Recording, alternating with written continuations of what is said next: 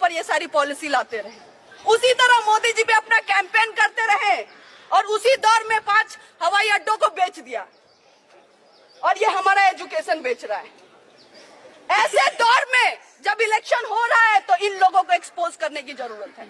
ये जो RSS BJP के लोग हैं, हमें जो नेशनल एंटी नेशनल का डिबेट सिखा रहे हैं, हमें नेशनल बनने की बात बता रहे हैं, हम उनको कहना चाहते हैं कि हमारे जैसा लोग, हर एक इंसान हर एक घर में होता है, जो जेएनयू आने का सपना देखता है, जो पढ़ने का सपना देखता है, एक अच्छे भारत बनाने का सपना देखता है। उनको ये बताना चाहेंगे कि मोदी जी है तब मुमकिन नहीं है, शिक्षा है तब मुमकिन है।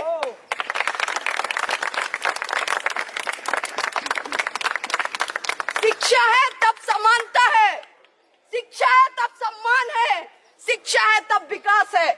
ये सारी चीजें उनको समझानी पड़ेंगी। आपको लग रहा है कि बिना एजुकेशन का डेवलपमेंट हो सकता है? नहीं हो सकता है।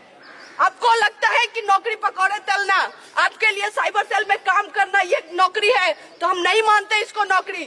नौकरी वही होती है जो ऐसा प्रोडक्शन हमें कराए ताकि इस देश को आगे लेके जाए, ना कि हिंदू मुसलमान में लड़ाए।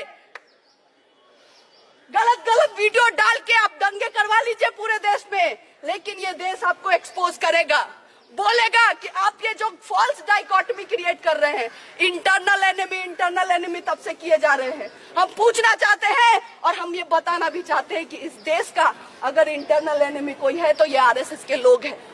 और ये आज से नहीं, स्वतंत्रता के टाइम से है। ये लोग, जब हमारे देश में लोग मर रहे थे, अपने जान दे रहे थे आजादी के लिए, तब ये सावरकर का फोटो इधर लगा है। ये लोग ही ब्रिटिशर्स को लेटर लिख रहे थे कि हमें माफी दे दीजिए, और अभी ये बोल रहे हैं कि मृत्युंजय जीतेगा या फिर मृत्यु जीतेगा या सावरकर। जब माफीनामा दोगे तो सावरकर जीतेगा, माफीनामा दोगे, देश बेचोगे तो कौन जीतेगा? सावरकर जीतेगा। अगर इनकी चलती तो ब्रिटिशर के गुलाम होते हम, अभी भी हम गुलाम होते अगर इनकी चलती। और इसीलिए फिर से एक बार ये दौर आ गया है कि एक ऐसे लोग हैं जो फिर से हमें गुलाम करना चाहते हैं, जो देश को बेचना चाहते हैं अलग अलग तरीकों से। हवाई अड्डे बेच दिया, लाल किला तक बेच दिया, लाल किला। और इसीलिए जब सब कुछ बेचने की बात चल रही है तो हमें बताना पड़ेगा कि हम भगत सिंह के जनरेशन से, जो हंगर स्ट्राइक भी किया, हंसते हंसते फांसी पे चढ़ गया, लेकिन अपनी लड़ाई चलाता रहा।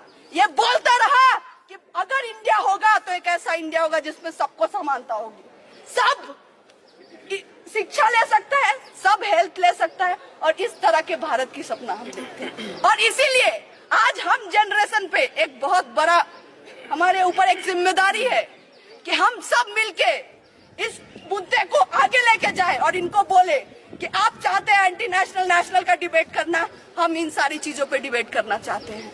हम पूछना चाहते हैं कि हमारी नौकरी कहाँ है, आप बताइए, हमारा एजुकेशन कहाँ है, आपने कितने हॉस्पिटल्स खोले हैं, कितने नए यूनिवर्सिटीज खोले, ये सारी चीजें आप बताइए, वरना आपको ये देश का जनता उखाड़ फेंकेगा। ये हम उनको बताना चाहते हैं। और इसी के साथ ये बोलते हुए यहाँ पे इस वाइस चांसलर का पुतला हम दहन करेंगे, उसको जलाएंगे, क्योंकि वो रिप्रेजेंट करता है इस कैंपस में उस सोच को। और उसके साथ साथ इस जो आंदोलन को, यहाँ से जो आग जलेगी, उसको हम आगे लेके जाएंगे। ये इंश्योर करेंगे कि पूरे देश में ये बात होनी चाहिए कि क्या चल रहा है जेएनयू में, कैसे एक तरफ आप ईडब्ल्यूएस कर रहे हैं और कैसे दूसरी तरफ लोगों का एक्सक्लूजन कर रहे हैं, किस तरह से सीट नहीं आ रही है एमफिल पीएचडी में, लोगों को रिसर्च करने ही नहीं देना है।